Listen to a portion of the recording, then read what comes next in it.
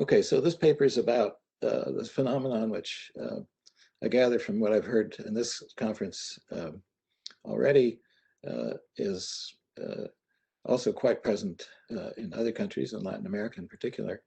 Um, and that is that we've suddenly moved into a situation where there's a big difference between having a job and being at work. And that maps into a corresponding difference about unemployment. So the point of the paper, which we explore in some detail, is that there's two kinds of unemployment. There's some people are on temporary layoff that they have a reasonable expectation to be recalled to. And so these are people who have jobs but are not at work. They're often frequently referred to as in the US as jobless. But that's not true. They have jobs, they're just not at work, and they have a decent probability of returning to work, as we'll show. Then there is also a kind of unemployment. So we call the first kind of unemployment recall unemployment. And then there's also normal unemployment, that is joblessness. And we show that there's a big difference between conceptually between these two categories of unemployment. And in particular, the rate at which unemployment declines after a spike in unemployment is much faster for those on temporary layoff, the recall unemployed, than it is for the jobless unemployed. And that's turned out to be a really important factor in understanding what's happened in the labor market. And we've been completely unsuccessful so far in getting the financial press on board with this distinction. But we've made quite a bit of progress in getting economists to understand this, including particularly policymaking economists. But it's very important to understand that just because people have jobs and have a good chance of being restored to those jobs, they are not working. And therefore, the basic problem in the economy and the social loss that's occurring is pretty much the same for both categories. That is, they're not at work and therefore not employed and not contributing to production of output, and therefore, and we'll come back to this at the very end of this presentation, to try to underscore that point, that we're not saying that, oh, well, there's kind of a harmless form of unemployment and a harmful form. The fact that people are not working is harmful in the sense that there's foregone production that would occur if they were at work. And we also stress that jobless unemployment follows the principles of search and matching, while workers suffering from recall unemployment are governed by a very different dynamic. And papers at this conference have commented on that in the Latin American context, and we cite papers that have pursued that notion, that distinction, employing the DMP model. That's not the kind of thing we're doing, but it is being done. And we'll cite a couple of recent papers that talk about the US case. Of course, everything that I'm going to talk about here today is for the US case. Okay, so the first thing, we have a bunch of findings. So there's now a preview of what this paper comes to. The first comment is that although recall unemployment was never named until recently, but has always existed, but in very small amounts. It's a little bit cyclical, but it's never very important. It never has been important until April of 2020. So in April of 2020, there was just an explosion of recall unemployment, and that captured attention, and is just the number one fact about the U.S. labor market. And I now understand other labor markets where where recall unemployment exists and recalls occur, and the recalls occur pretty fast, especially compared to the slow speed that it takes to work off through the DMP model. Okay, so I've covered that point. Okay, so one thing, and this is unknown to anybody who hasn't read our paper, but essentially all the recall unemployment began their spells in 1 month, April of 2020. And I now understand that that's also true for the Chilean economy. So that's a very important fact, and you'll see that it stares out of the data when you break it down the way it's done in this paper. Another important fact, which I've already mentioned, is that the rate of finding work. So we used to just talk about job finding, but now you have to talk about work finding, because you have people who have jobs who aren't working. So we find that at the recall rate, the restoration, the work finding rate is about double for the recall unemployed relative to the jobless unemployed. With respect to the overall condition of the labor market from the DMP perspective of labor market tightness, we find that although the labor market isn't as tight as it was at its maximum tightness in February of last year,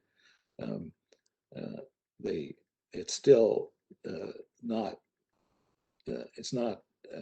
anywhere near as bad as, say, after the financial crisis. The labor market is poised in between. It's about what the U.S. labor market looked like in 2016. It was partway between the extreme tightness that occurred through the beginning of 2020. And similarly, the standard DMP measure of tightness, which is the vacancy unemployment ratio, needs to be restated as the vacancy jobless unemployed in order to do its job, because if you count those who are subject to the recall dynamic as opposed to the job filling dynamic, you get very confusing outcomes. Okay, so that's what this paper is about. There is a history of research beginning with Martin Feldstein, paper in 1976 that observed that there were people who were on temporary layoff. And that led to a substantial literature, which is not so relevant today, but a substantial literature following up Feldstein's work. Then there's been recent, Fujita Mascarini began a more recent study of recalls, even though they weren't very important at that time. His research has suddenly become very important. There's also a well-known paper by Alvarez and Scheimer. And then there's a variety of papers, including one given at this conference, that are very recent, all data 2020, that examine this issue in models which extend the DMP model to take account of recalls. So that's sort of where this is positioned. We're not competing in that market. We're trying to give a fuller explanation to a broader audience of the fact that unemployment has become a different object, a more complicated, interesting object, and one that in particular has been moving faster back to equilibrium than unemployment does generally. And that seems to be a pretty important fact, which has pretty much escaped attention in the financial press. To understand this phenomenon, you have to understand how we and many other countries do similarly. We have the US has the current population survey, which was created exactly to have a scientific, consistent measurement of unemployment starting in 1948, and has been kept running with respect to the issues in this paper very consistently since 1948. So we have a beautiful record, and we have access to the microdata, which we use in part in this project um, uh, for an extended period, not since 1948, but since the 1970s. Okay, so the basic criterion for unemployment is not working during a particular week, the survey week, being available for work, and either being actively searching for work or expecting to be recalled to the previous job. So the distinction between the two kinds of unemployment is first order in the measurement process. It's not a detail. It's the notion that there were people expecting to be recalled was built into the survey, and it enables us to make this distinction in this paper. Then, and we also make use of further questions that figure out what happened, what a person was doing before they became unemployed. Things. So, were they put on temporary layoff? Did they suffer a permanent layoff? That is a job without prospect of recall, and various other categories, which we'll go into. But from the measurement point of view, this is straightforward. When we talk about recall unemployment, it's just those who are classified as being on temporary layoff. All the other reasons are considered jobless unemployment, no subject to the standard DMP type of reasoning. Okay, so well, I'll skip over this. There's 6 different categories, which we'll spend a little time looking at later. We'll come up. And reason 3 is temporary layoff, recall unemployment. Okay, so we're going to have a bunch of pictures which have the same, come in pairs. There's one which looks at the full sample, so that in this case, it goes back to 1965. You could do this earlier, but we're obviously mostly interested in the recent period. And then you see a big spike, basically in April, a little bit in March, but the main part of that spike is in April. To understand the spike, okay, so the first thing, and you can see that although in the 70s and 80s, there were spikes of recall unemployment, they were pretty small. They reached at the very most 2 percentage points of unemployment, which say, for example, here, all the way up to 9%. Of jobless unemployment, on the other hand, reached 9%. So, so you can see that the main story, and especially later, the recall unemployment was more important when the U.S. is more of an industrial. Now that the U.S. is firmly settled as a post-industrial economy, in normal times, recently, that the level of recall unemployment, even in the financial crisis, there was just it just been a little bit above 1 percentage point, and at the beginning of 2020, it was down to half a percentage point. It was really nothing, and then suddenly just totally exploded. So to look at the explosion, we blow up the details for to show 1 year of normal conditions, 2019, and then in more detail and a more reasonable scale, you can see this spike. What you see here is that jobless unemployment had this tremendous spike in April, but then it remained high. But it turns out that it remained high because it takes time for the recalls to occur, but there weren't any new recalls. Or very, very small level. The next slide shows this, but I want to emphasize it here too. So 2 things happened. One is the big spike and the continuing but relatively rapidly declining level of recall unemployment, and in the background, the DMP background, the jobless unemployment rose, but not to what we would normally expect the unemployment to be in a recession.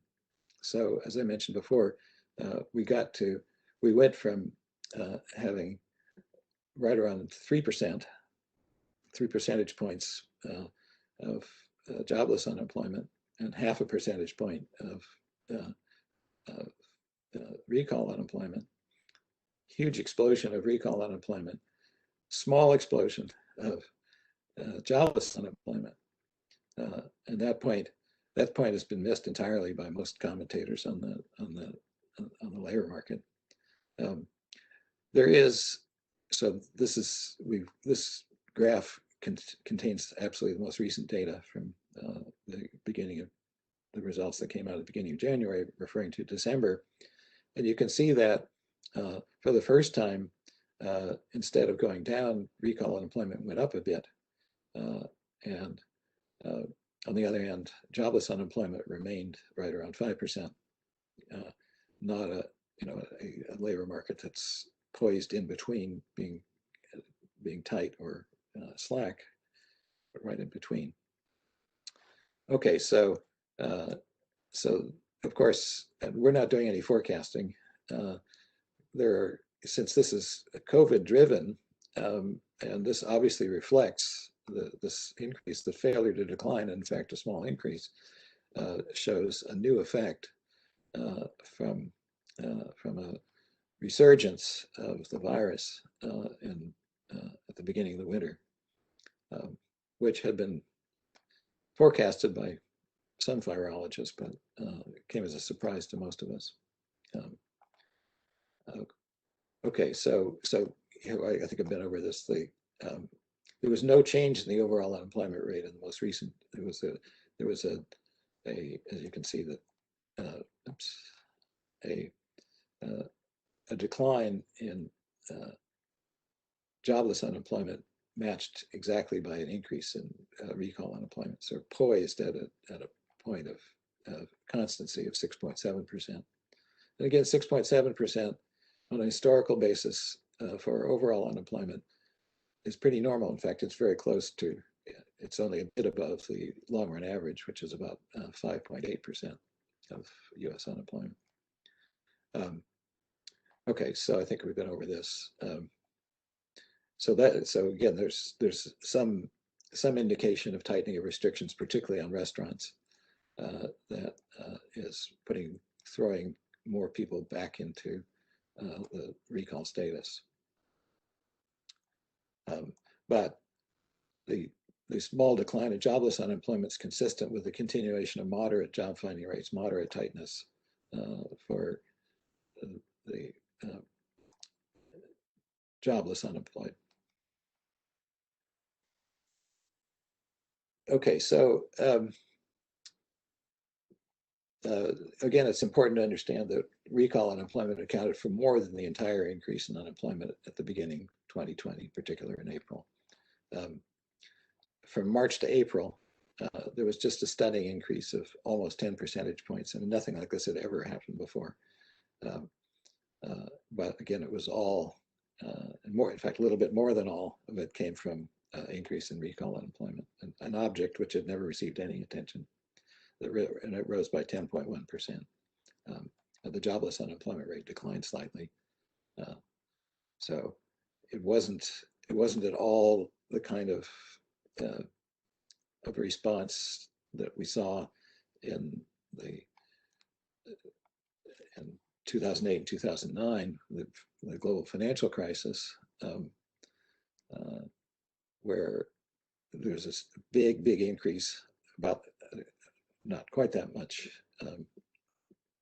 not an increase by 10 percentage points, but an increase by about 7 percentage points in jobless unemployment. And it took 10 years to work that jobless unemployment off, whereas, as I showed before, the decline in recall unemployment had almost completed itself by November, and then it looked like it's starting up again in December. Okay, so here's one of the most important slides to understand what happened.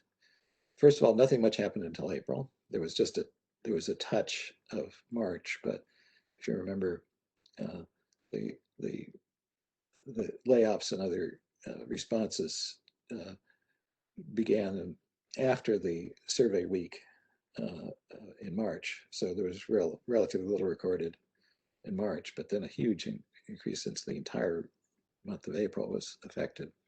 Um, and so the key fact there is that new recall unemployment duration of less than 5 weeks. The nice thing about the US survey, I'm not sure if this is true of other unemployment surveys, but there's a very important factor in the US measurement that we can measure flows directly in and then they're recorded as low duration. Well, so that's the blue, the light blue. Light blue went back almost to normal in May. So the continuation was all people kicked into the next category up, the green category, 5 to 14 weeks. Um, and then you can see gradually work the green category gets worked off. And so out of this, you can read the relatively rapid absorption recalls. And by the way, of course, people who are subject to recall may search, may find another job, may drop out of the labor force. We believe that the great majority of these are actual recalls. Unfortunately, the survey does not ask somebody who was on recall unemployment last month, who's not on, who's employed this month, whether they've gone back to their job.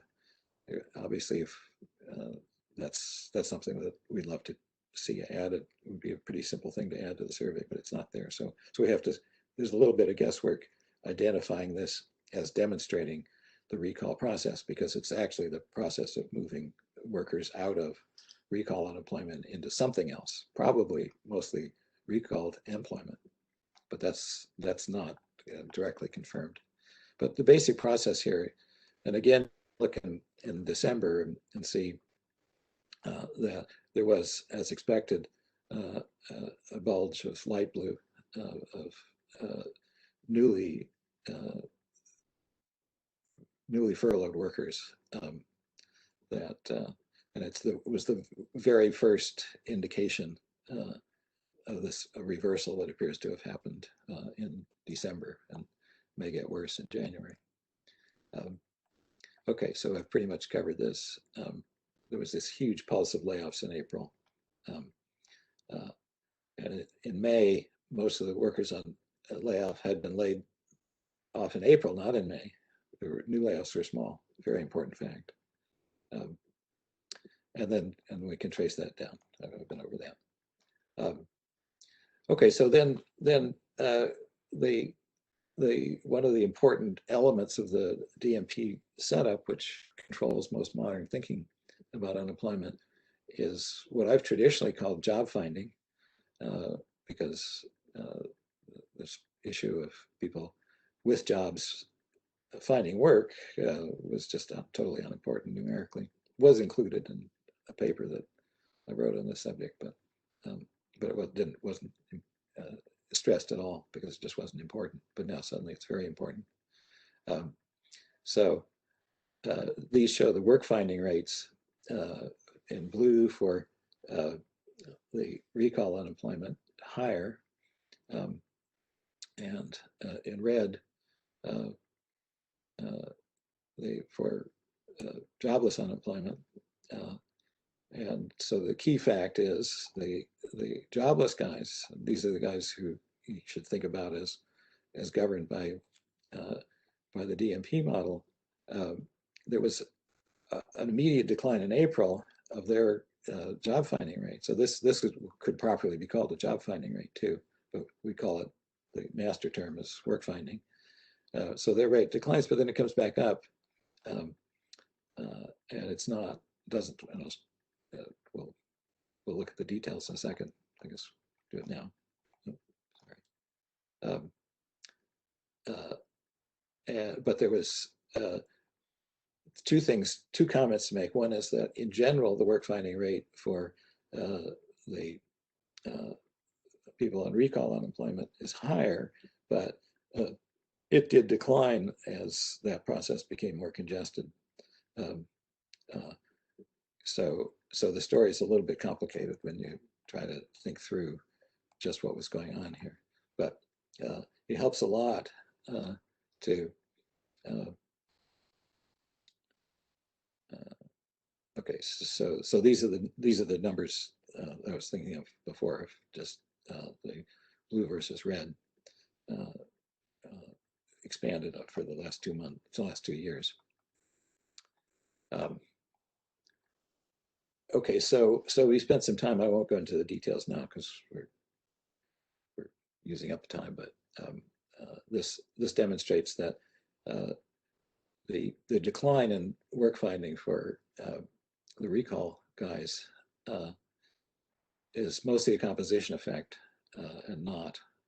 It's just normally the case that as workers age and when they're on recall unemployment, as they go by, as time goes by, their work finding rate, the rate of being recalled, declines. And that's generally true of all types of unemployment, this duration dependence. And it's simple duration dependence and not a change in true tightness that accounts for the decline in the actual observed.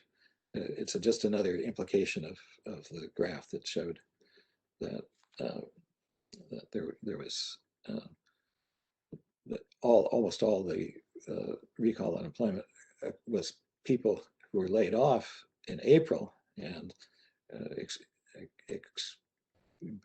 that the average duration gradually increased.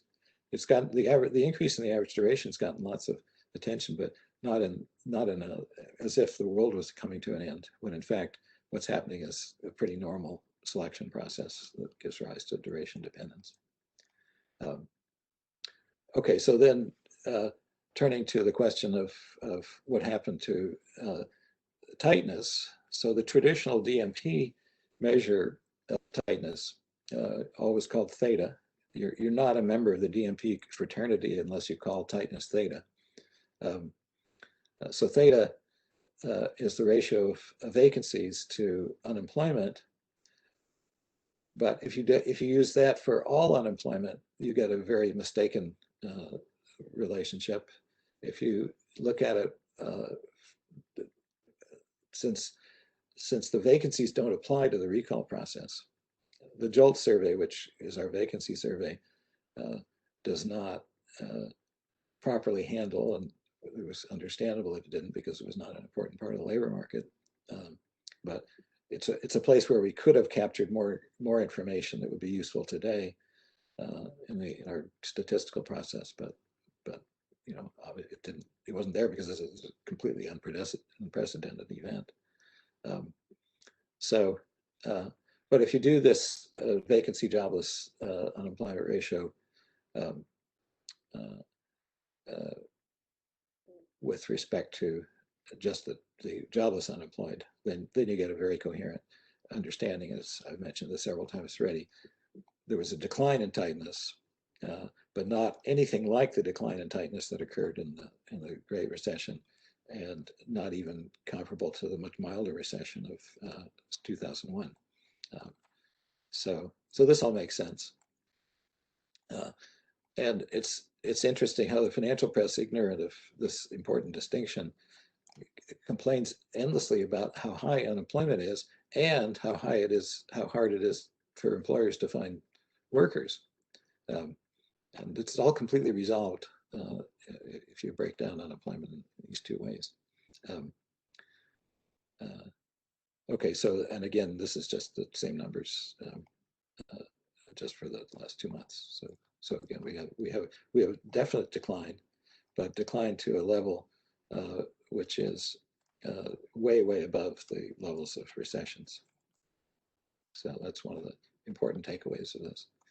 People analyze, there's an object called the Beverage Curve. If you organize your thinking about these issues with the beverage curve, the chances are you're not a member of the DMP community, because the beverage curve, which is not a stable object, because on the horizontal axis it has a state variable, which moves slowly. On the vertical axis it has a jump variable, the vacancies. And of course it's unstable because it doesn't properly capture the dynamics. So there's a very confused literature. But if you read anything in this area, you encounter the beverage curve, just skip it. Because if you look at the objects that we've already looked at, there's nothing more to learn from the beverage curve, and it's just a source of confusion. If you modify the beverage curve, however, and put jobless unemployment on the horizontal axis, then you get something which is pretty stable. And that's actually been written up by people who like the beverage curve. Once you really understand what the beverage curve is, it's an innocent thing, but it's not a very useful way to think about it. In particular, relative to the objects that are organic to the DMP model. The beverage curve doesn't contain any more information. It's just a confusing way to present the same information. Okay, so with respect to social costs, we're not at a stage where we could quantify this. It's a very challenging issue, and of course you'd have to be clear what you mean by social cost. There's some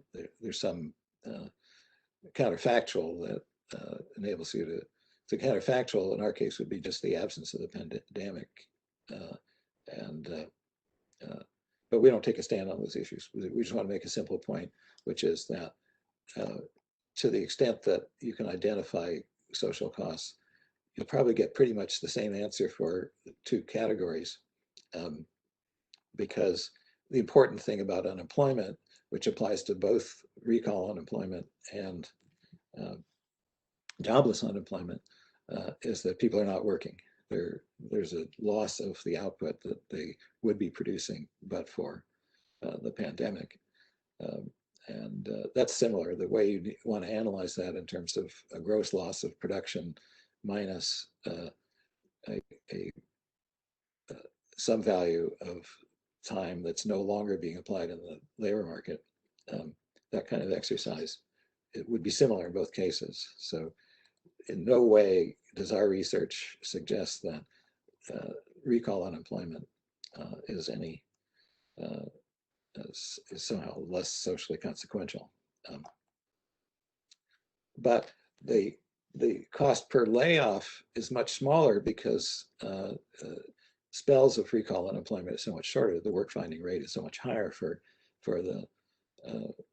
those on layoff that on a per layoff basis, the social cost has to be a lot less, just because people are back at work much sooner. And that comes directly out of all the data we looked at. Okay, so to conclude, the most important thing to understand once you grasp this distinction is that there was a huge pulse of layoffs in April of last year. And then a lot of things happened which were all just downstream from that set of layoffs. There wasn't very many layoffs after that. But then it looks like maybe, ideally, not as bad, that the small rise in layoffs that occurred in December may be forecasting larger layoffs that are occurring this month and next month. We'll see. We're not trying to forecast. But again, always bear in mind that the recovery from a bulge in recall unemployment is much faster. Okay, so let me stop there. There's a bunch more, but I've used up more than my allocated time, so we'll stop here, and I'm now available for questions. Thank you, Professor. Before closing the session, we have some minutes for questions, not so much. So let me see who has appointed for a question. Can I ask a quick question about, this is a very interesting paper and we'll continue talking about it in the policy panel, but let me just ask you very quickly, can I understand the increase in recall unemployment with reference to the US CARES Act that was enacted at the end of March and greatly expanded unemployment benefits? And in some sense, the numbers that you're presenting to me represent in some sense a success story, right? Because part of the intention of that kind of measure was to actually reduce, I guess, mobility of people from home to their workplace. Yeah, right. Okay, so one thing you said, it was a good forecast, namely that this will come up in the policy panel. So I'll be able to elaborate some of the things. There was a very large increase in the benefits paid to people on receiving unemployment benefits. Probably larger than it should have been, but in any case, it resulted in for a brief period in way more than making up for the lost income for lower wage workers upon layoff. It was a great deal to get the $600 plus normal benefits, and presumably that did encourage employers were, for that period, relatively brief period, were giving workers a favor to say, don't bother to come to work. You can get these benefits, which will make you better off than you would be if we just paid your wages. So it's hard to see how that couldn't have increased. And of course, that means that the termination of those benefits then created a situation where the incentives to recall workers went up a lot, and that may have affected the pattern we've looked at. Our work is very much descriptive and not trying to answer questions like that yet until we at least sort out exactly what forces we're operating. But there's no doubt that, and the literature on recalls has always emphasized, in fact, Feldstein's big concern for his 1976 paper was very much on excess sensitivity or an opportunity for employers and workers to essentially collaborate to draw benefits, and he saw that as essentially a public finance question, very much along the lines of your remarks.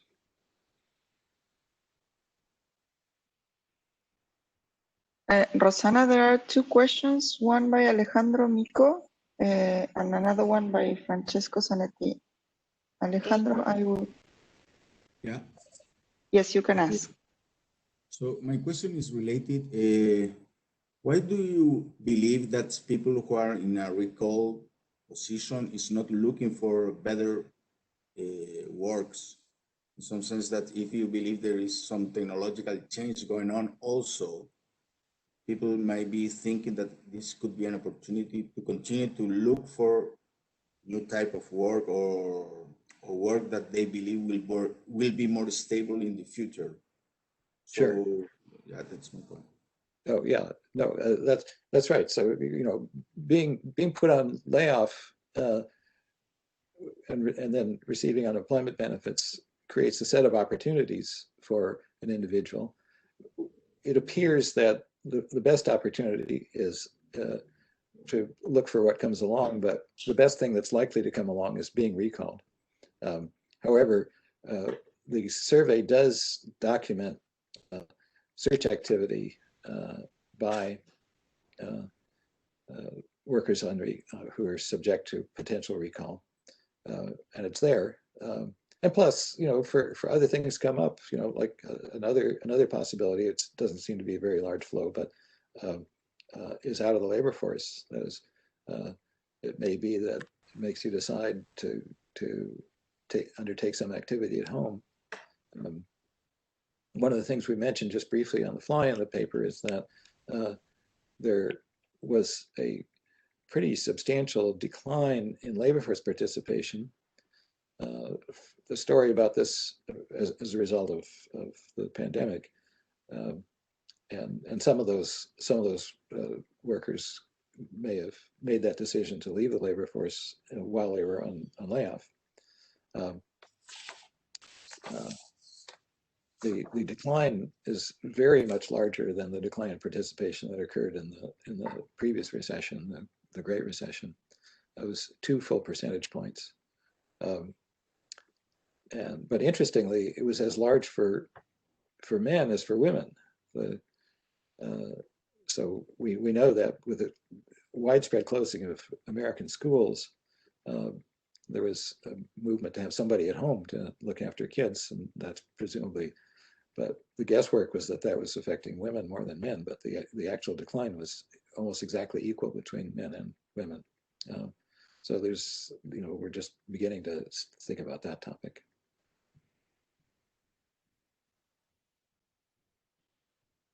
The other question from Francesco. Yeah, thank you. Thank you for this very nice presentation. And I have a general question related with the labor market in general. So here, looking at all these reactions, it seems that the labor market reaction can be only non-linear and state dependent. So I was wondering, what is your view on the labor market being state dependent? Is it something that this research shows it might be the case, and if so, what can drive that, or it's just a matter here that the shock was so huge that it turns out that it looks different from previous crises, but the labor market is reacting as usual? Well, let's see. One of the things that Marianna and I have worked together on, in fact, the first paper that we worked on was very focused on state dependence. There has been a tradition which has changed in the last few years, but one which we kind of pushed. The old tradition was to look at monthly changes. So build models which are essentially 1 month Markov. So they have no memory beyond the previous month.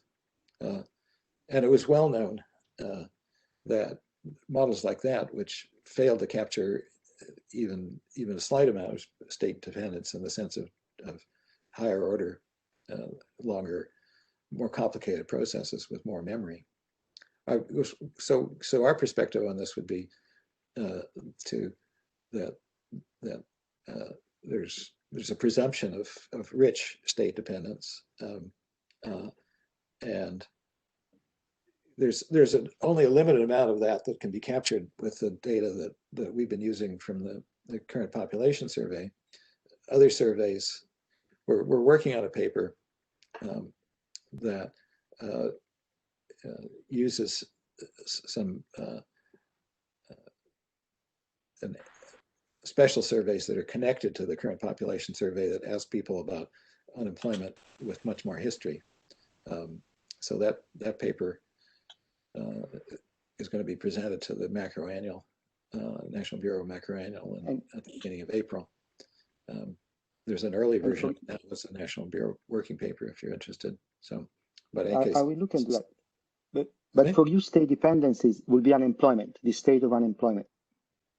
Whether unemployment is large or low, that sets the state and therefore the reaction of the labor market.